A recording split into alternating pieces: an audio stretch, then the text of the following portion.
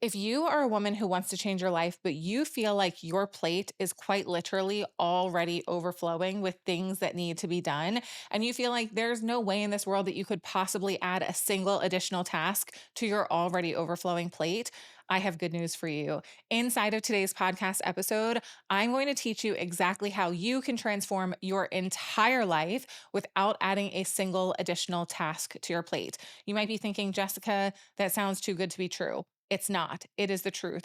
There are 5 words that you need to remove from your vocabulary because they are literally ruining your life. You might be thinking that sounds dramatic, but it's not. When you remove these 5 words from your vocabulary, you will begin to see your entire life around you change. If this sounds like something that you're craving, let's dive into today's episode so you can learn the 5 words that you need to remove from your vocabulary to watch your entire life change. Hello, my love, and welcome back to another episode of the Queen of Pep Talks podcast. I hope that you are having the most amazing day ever.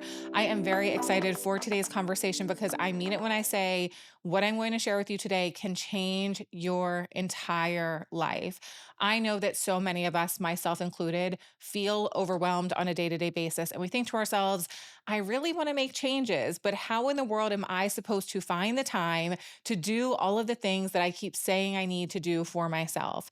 I know that it can be challenging, but I also know if we remove these 5 very simple words from our vocabulary, we can change everything about the level of success that we create for ourselves. Because I mean it when I say these 5 words are destroying your success. Are you ready for them? They're very simple, and I know they're going to sound quite familiar. I don't feel like it. I don't feel like it. I just don't feel like it. How often are you using these 5 words as an excuse to not show up and execute on doing the things that you said you were going to do? Don't worry, I'll wait. I'd be willing to bet that you're using them quite frequently because it is literally the easiest excuse in the whole entire world to use. We say we're going to get up at 5 a.m., but when the alarm goes off, I don't feel like it. We say we're going to go to the gym in the morning before work, but when it comes time to lace up our sneakers, I don't feel like it. We say we're going to cook ourselves our meals, but when it comes time to actually take a break from watching Netflix to go in the kitchen and cook, I don't feel like it. We say we're going to sit down on Sundays and do a budget so we can make sure that our finances are in line this week, but when it comes time to actually sit down and do it, I don't feel like it. It's like we're little 2-year-olds throwing a temper tantrum on the floor, rolling around, kicking and screaming. I don't feel like it.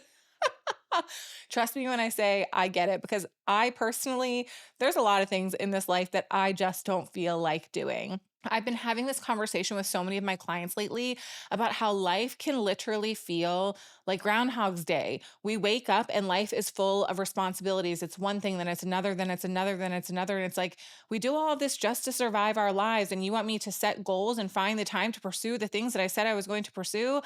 I don't know. It sounds like a lot. It's probably easier for me to just say that I don't feel like it.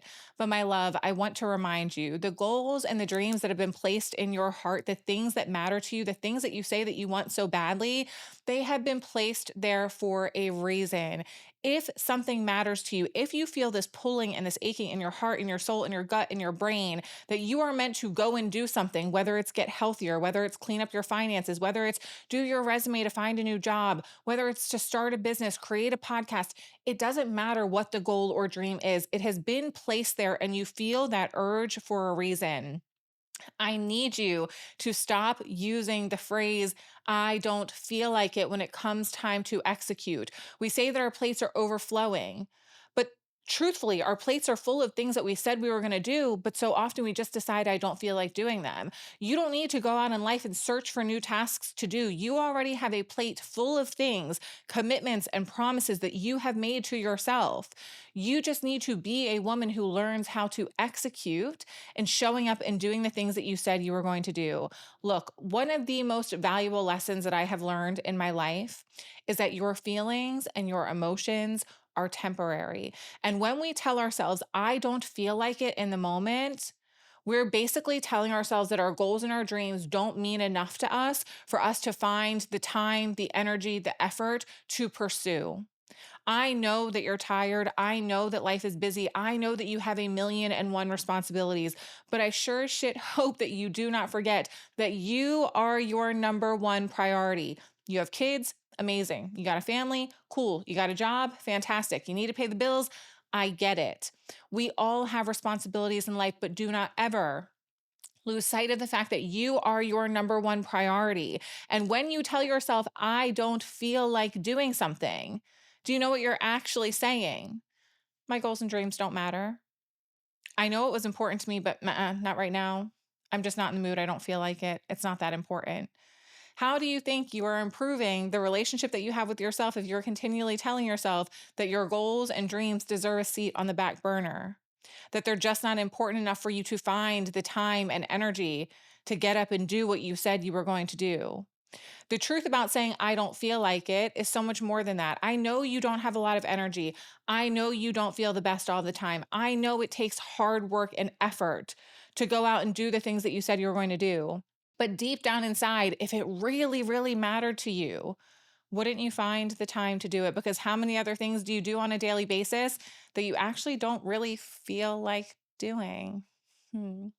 I would be willing to bet if you have a full time job, a 9 to 5, you wake up in the morning, you don't feel like going to work, but you get up and you do it anyway because there are consequences if you don't. So if you have to be out of bed at 6:30 a.m. to get to your job by 8, you're going to do it. But if you have to get out of bed at 4:30 to be at the gym by 5, a personal goal for you, I don't feel like it. You are showing yourself every single time that you say I don't feel like it, you are showing yourself that you are not actually a priority in your life. And that is damaging the way that you feel about yourself, the relationship that you have with yourself, the trust, the respect, the love, the compassion. You are destroying it by continually telling yourself that your goals and dreams deserve to be on the back burner because you're just not in the mood. Your life will change profoundly when you learn to be a woman who stops allowing her temporary emotions to dictate how she shows up for herself. I know again that you're tired. I know again that you have responsibilities. I know again that life can be challenging. I know again that as a woman, look, it's day 3 of my period. I have been a raging bitch for the last week. I've wanted to do nothing but lay on the couch. But at the end of the day, I know that my goals and my dreams matter to me. And sometimes that means sacrificing to bring them to fruition. If you are not willing to sacrifice for your goals and your dreams, guess what, my love? Your goals and dreams are going to be what you sacrifice. If you tell yourself that something matters to you, you need to be a woman who can say, maybe I don't feel like it, but I'm capable of getting up and doing it anyway. And this is where we learn to have the discernment to know, are the thoughts that I'm hearing in my mind thoughts that I need to listen to? Every single one of us, myself included, has limiting beliefs in life. These beliefs that nag at us and try and hold us back and try and stop us from going after and pursuing the things that we want. Your I don't feel like it might actually be I'm scared. I'm nervous. I don't know if I'm going to be good at it. I'm not sure that I'll actually be successful, but what if I fail? I don't feel like it could be the mask for a deeper underlying limiting belief. But the beautiful thing about life is that you have a conscious mind that can decide to choose differently. You do not have to be an obeyer of your thoughts.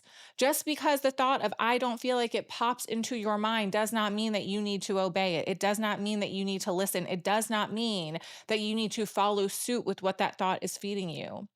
Every time your brain offers you a limiting belief in your life, you are also being given a choice. You either decide that you're going to affirm that thought's truth by doing what it's asking of you. So when your brain says, I don't feel like it, you say, I just don't feel like it. So I'm going to sit here and do nothing instead. Or you decide that you can hear the thought, I don't feel like it. You can acknowledge it. Sure, you're right. Maybe I don't feel like it. But guess what? I know that I'm capable of doing it anyway. You are not an obeyer of your thoughts. You are an observer, but you get to consciously choose what it is that you want to do. Your brain cannot stop you from getting up and taking action. It can tell you you're tired. It can tell you you're not in the mood. It can tell you you've had a long day. It can tell you that you don't feel like it. And all of those things can be true. But at the end of the day, you are still capable of getting up off the couch, getting up from in front of the computer, getting up from the bed, and doing the things that you said that you were going to do for yourself. And I want to make this abundantly clear because, look, at the end of the day, I am not here or trying to, in any capacity, discredit your very valid feelings of being tired, your very valid feelings of being overwhelmed, your very valid feelings of maybe not having the best energy. But if there's one thing that I've learned in my life, it's that so often the feelings that we want to feel are actually on the other side of doing the thing that we keep putting off doing because we don't feel like it. If you want more energy, going to the gym and working out is actually going to give you more energy. If you feel sluggish and tired, I know you think that going to the pantry because you don't feel like cooking is the easiest solution, but cooking yourself a healthy meal is actually the solution to having better energy.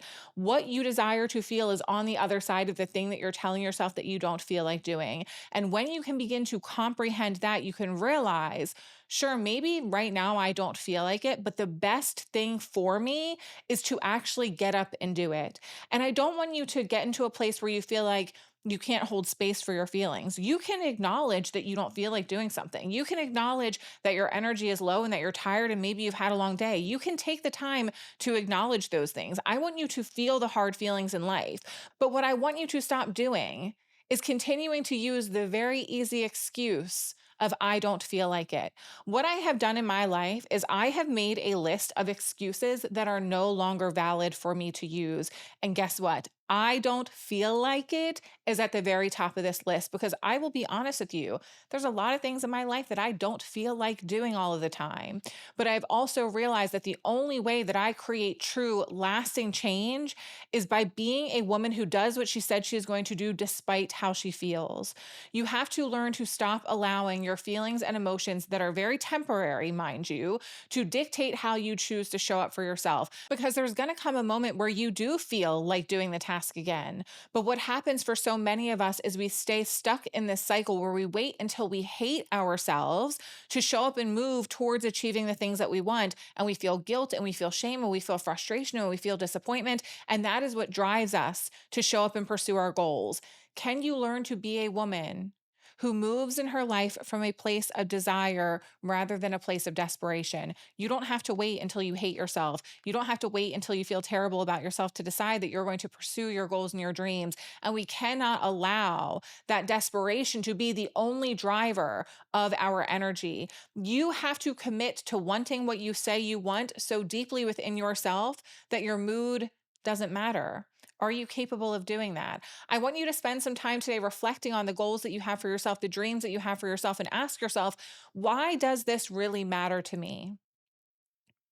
I want you to find a real, deep, truly emotional driven reason why you want what you say you want. For so many of us, the why of our goals is so superficial that it's not enough to keep us going. It's not enough to push us to pursue our goals and our dreams in the moments where we don't feel like it. But if you have a deep emotional reason that can drive you to take action, even when you're not in the mood, that can change everything for you. So spend some time today thinking, what is it that I want? And why does this truly matter to me beyond the surface level? And how can I commit to being a woman who no longer allows these 5 words to sabotage my success? Because guess what? You cannot feel like it.